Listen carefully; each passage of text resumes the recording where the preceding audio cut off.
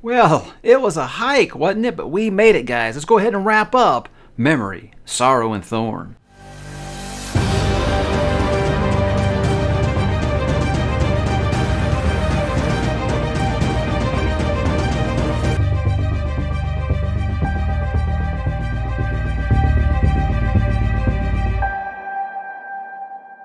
Hey, what's up, bookworms? Mike back to talk some more. Tad Williams is, guys, this is it. We have reached the end of Memory, Sorrow, and Thorn. This is 1993's To Green Angel Tower, aka the biggest book I've ever read in my life.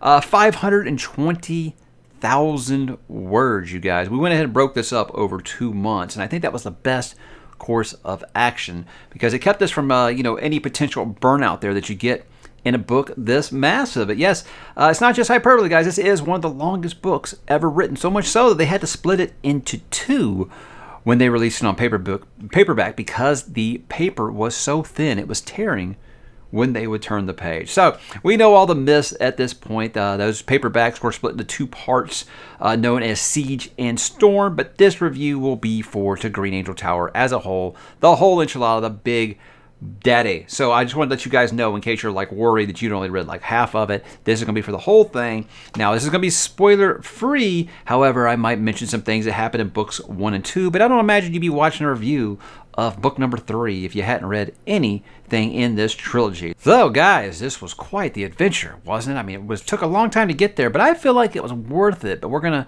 talk about it. But let's begin like usual, guys, by talking about what is this final book about. Now, as the evil minions of the undead city Storm King prepare for the kingdom-shattering culmination of their dark sorceries, King Elias is drawn ever deeper into their nightmarish, spell-spun world. The loyal allies of Prince Joshua desperately struggle to rally their forces at the Stone of Farewell. With time running out, and as the Storm King's power grows, the boundaries of time begin to blur, and the loyal allies of Prince Joshua struggle to rally their forces at the Stone of Farewell. There, too, Simon and the surviving members of the League of the Scroll have gathered for a desperate attempt to unravel mysteries from the forgotten past.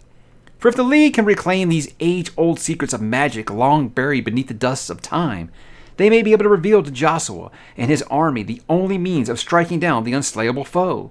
But whether or not they are successful, the call of battle will lead the valiant followers of Joshua Lackhand on a memorable trek to the haunted halls of Asawa itself, the city's greatest stronghold. And guys, that takes us all the way to 1993. This is the last book in Memory, Sorrow, and Thorn. This is To Green Angel Tower. Now, lots to talk about with this one, but let's begin, guys, with what makes it good or bad. And I always like to begin with the good. That's great because there's quite a bit of it to talk about here. I think a culmination of all of these plot threads through this massive story. I know this is a trilogy, guys, but this felt like a series. I mean, a real series. Like, we're talking like a 5-book series, at least, minimum here. I feel like he packed that much in this trilogy. And you can go by page count, word count. You say, oh yeah, sure. You're looking at through a modern fantasy lens, this probably would have been like 6 or 7 books. So I think that what he was able to pack into these pages was quite amazing. And all those threads that you were worried maybe weren't going to all come to fruition. They did. And is it a satisfying manner? I think so. We'll get into it kind of as we go along here. But yeah, it's no way, I was thinking that the whole time, there's no way he can wrap all this up. I had about 200 pages left, and I'm like, there's no way he can wrap all this up. Not only does he do it, he does it with flying colors, man. He really did hit a home run in that final act. I gotta say, this has to be one of the best finales, one of the best final acts I have ever read in a fantasy series. I cannot think of very many where I just had so many like gasp out loud moments in the last couple hundred pages of a book. It's just I kind of equate it to the Sanderlanche. Everybody talks about how Sanderson will keep building, and then reward his readers at the end. This is that times 10, guys.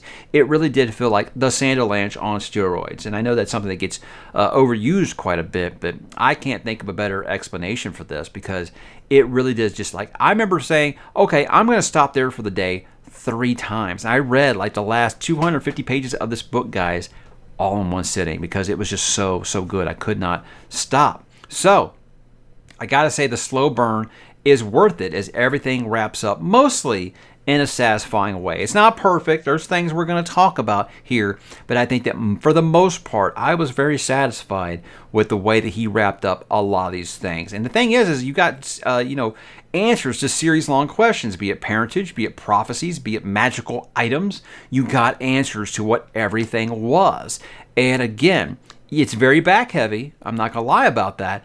Because, like I said, I didn't think he was going to be able to wrap this all up. And he does it to a point where I didn't have anything where I'm like, hey, but what about this? I was never found myself doing that at the end. So you want to make sure that you get everything answered that you wanted. I think Tad answers the call in that regard. I do like in this book, there's lots of reunions, but there's also lots of first meetings. Like you say, hey, I'd like Iskringer to meet this character, and I wonder what it would be like if Simon ran into this character. You pretty much get that in this. I think you get a lot of crossover with a lot of these characters, as well as those reunions we've kind of been waiting for. So I think its character work continued to just be great through this whole series. I really think that, except for like one, I think I gotta say I liked every character just about in this series. I will never say that I think that Simon's going to be like one of my favorite characters in a fantasy stories ever. But when you talk about most of these, coming of age, farm boy leaves home kind of stories, I very rarely like the main character the best. I love me some side characters, and all his side characters are really, really great here. And I gotta say, the characters that you love to hate and the characters that you hate to love, a lot of them do fall. Now, this isn't like a bloodbath. This isn't grimdark or anything like that. But you're going to lose some people, and there is a lot of loss in this book. There's a lot of things that go down in a way that you're like, wow. So the stakes do remain high the whole time. So I never want anybody thinking that you're going into this being like, oh, well, this character has plot armor. They can't die. He apparently did not care about that, because he will kill a character off, and he'll do it quick too. Like, you think it'll be like most traditional fantasy, you can see it coming, it's foreshadowed, and they're kind of slowly riding to their doom. This will just be like out of nowhere, dead. And I gotta say, wow, that's amazing for when you consider when this was written, that he was one of the first I can think of really to do that. So I love it. Like I said, just about every character I think has like a moment in this book. I gotta give a particular spotlight on King Elias in this, because you thought one thing about King Elias pretty much in this series. In this, he's really, really revealed to be just such a tragic figure. I'd put him right up there with Ruled from Malazan as one of the most tragic figures I've read in fantasy. Just because it's just, I don't want to tell you guys if you don't know, but it's just, you find out more about his motives, and it's just kind of heartbreaking. It isn't really what you were led to believe in those first two books, and it's just something that's just really, really sad to go back and think about. Just like I said, a really, really tragic figure. But the action here, guys, the action is top notch. Obviously, Tad is a brilliant, brilliant writer. He can write an action scene up there with some of the best that I've seen. This is one of those moments where I'm like, I can see how George R. R. Martin got a lot of influence here, and we'll touch on that question in a minute. But yeah, he just describes a scene beautifully, and his action scenes, man, just like, they may be few and far between sometimes in the series, but when they happen, they are epic, they are huge, and they're cinematic. I don't know how this hasn't been snatched up to be made into a TV series or a movie yet, because you can definitely see this as a streaming series or something like that, especially these action scenes, guys. They would be so incredible to see on the big or the small screen. I would love to see it. But I do think that a good thing about this, it has kind of a closed ending. So it's one of those things, like, if you never read any more Osten Ard, and if you don't know there is more books in the series, I think you'd be satisfied. You'd be satisfied stopping here. But there is even a character in the last chapter who says, no, the story doesn't end here. Kind of breaking the fourth wall a little bit to tell you that the series was going to continue. Now, he didn't do it for a long time. But, now he's about to actually conclude that sequel to this series. But, yeah, I think you can wrap it up here and be happy if you want. Or do like I'm going to do. I'm going to take a break on this for now, and I'm going to visit Etherland next before I go back to Osten Ard. But yeah, I definitely think that Tad Williams has made a fan out of me for sure, and I'll be continuing. Now, there are some things I would say are less than favorable here. It's not that much, but again, you're not going to have a series this long, this big, without having some gripes. And you can't have this many characters without having some characters that didn't work for you. I am sad to say the Maegwyn character and her story never, ever did click for me. It was something I was open to. I thought, okay, I didn't really care for what he did with her in Stone of Farewell, but I'm giving it a chance in this one. I think I liked it even less. Yes, She did have a big moment where it all was supposed to make sense, and it did make sense. I just didn't know if it really landed for me as far as much time as we spent with that character. Just for this payoff, it didn't really hit for me. So that's one that I never really came around on. Guthwolf, his story never really hit the heights I was hoping for. After Stone and Farewell, and obviously part 1 of this, I was really invested in the character. I was excited to see what would happen, and then when we get the culmination, it's kind of like, did I miss a page? That's kind of how it felt. So I was a little let down on that. The main romance is kind of meh to me. Now, I was never rooting against it. I was never like, oh, this again, but I wasn't rooting for it. I wasn't like, I gotta see these two kids to get together. I never felt like that, really. It's never cringed or nothing like that. It was a romance.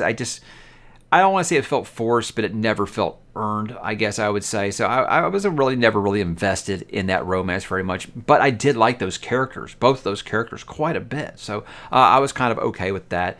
Some of my favorite side characters kind of disappear in this book. And most of them about Sludig. I feel like Sludig kind of disappears a lot of this book. And he was one of my favorite side characters. And I got to say, some decisions that were made about who should rule Osten Ard towards the end was kind of, I don't know exactly what I was hoping for, but just kind of didn't really mesh with me that well. But again, that's something I feel like in time I may look at it differently, or in the sequel series I may come to around on it and be like, oh, okay, that makes more sense to me. Just kind of the way it was kind of like, that seems like a rash decision. But it's fantasy, guys. That's we're not going to look at this too seriously. So let's go ahead and talk about why I think you guys should read it. If you're looking to boost your pages read stats on Goodreads, not really, but it will. Look, if you come this far, it'd be foolish, I think, to turn back now. I do know that there was someone in the Discord on the read along who, was about halfway through this book and just said, I can't do it. And I mean, that sucks. I feel like you're coming this far to not finish it. But I always say, hey, if you're not having fun, don't read it. But I just think, yes, it's long. But what I've said about this book is kind of what I said about The Stand. Just don't worry about the destination. It's about the journey, right? For all you Stormlight fans.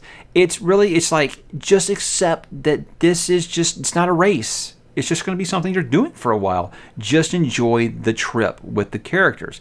Now, what I like about this book is it is split into 4 parts. So if you want to break it up, you can. If you're one of the modern fantasy readers who are like, oh, this series should have been broke up into 7 books, you can kind of go off those things and you can break this into as many books as you want to, because I think that they do have good breaking points. It's never like a cliffhanger at the end of a part and then you just start part 2. It really does feel like a breaking point, like if it was a season of television. But like that's where it would have broke. So I think, it very much, I think what he packed on these pages is enough to make a good 5-book series. So if you want to treat it that way, you can. I think the first one, read all the way, Stone of Farewell, you can cut to books 2 and 3. This one you cut to books 4, 5, 6, 7 if you want to, I think, and you would feel a lot better, a lot easier about how long it's going to take you to get through this. But for me, like I said, this isn't a race, guys. We broke it into 2 parts because I wanted to avoid some burnout, because 520,000 words is a lot to fit into 1 month. And I do know someone in the read along did do it all in 1 month.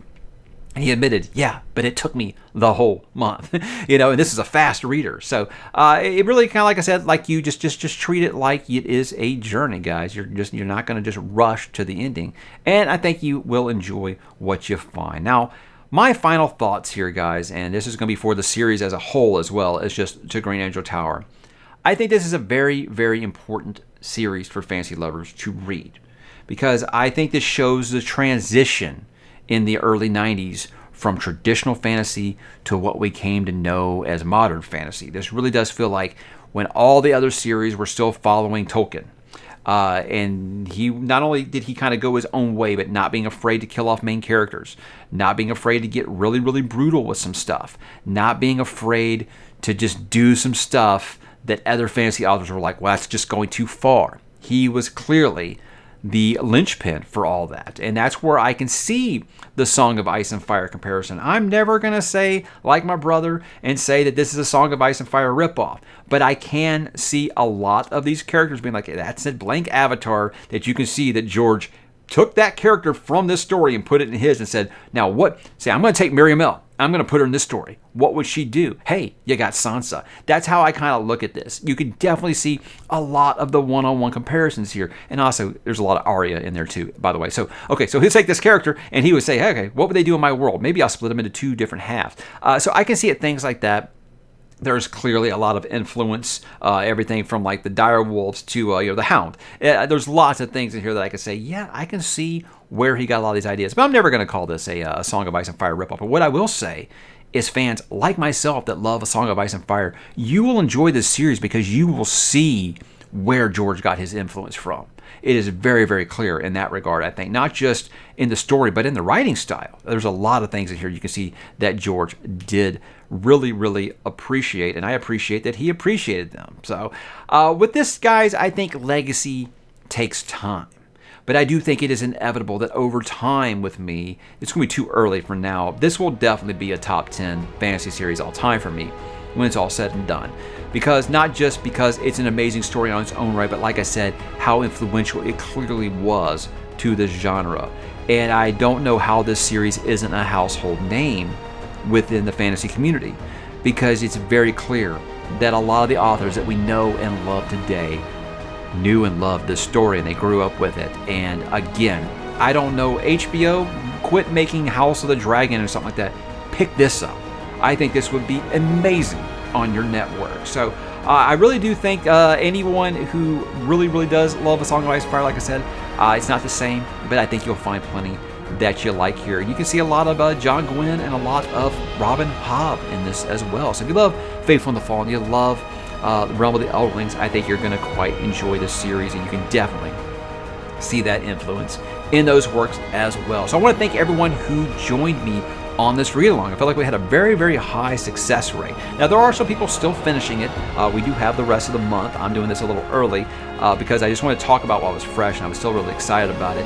And I just, like I said, I do plan to dive into other land before I continue with Osten Ard, but I am excited to return to this land in the near future. So, guys, that was To Green Angel Tower and overall Memory, Sorrow, and Thorn, a series I'm glad that I decided to quit kicking down the road and finally doing.